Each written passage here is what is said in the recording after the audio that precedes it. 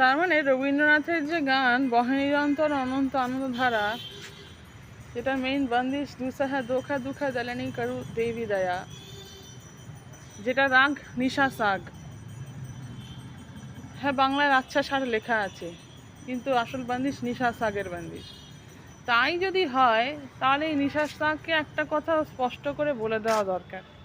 সেটা হচ্ছে এই নিশা শাক হচ্ছে পূর্বাঙ্গে ঝিঁঝিট এবং উত্তরাঙ্গে বিলাবল, এবং উত্তরাঙ্গের যে অবরোহী যে পোর্শনটা, তার মধ্যে কিছুটা খামাজ। এই তিনটে রাগের মিশ্রণে নিশা শাক, মাঝখানে আর কিছু নেই। তো ভেরি সিম্পল।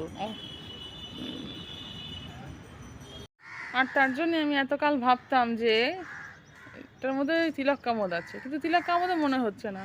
এইদিকে মধুর রূপে বিরাকান রূপ বনে হো রাজ বিরাজ, শোভন সভা নিরখি মন প্রাণ ভুলে মধুর রূপে বিরাজ। ঝিঁটের সাথে যেহেতু তিলক কামদের মিল আছে, তার জন্যই দুটোকে একরকম লাগে দেখতে। এই আসলে এক মায়ের পেটের বোন হলে যা হয়, তো ব্যাপারটা ওরকম আর কি।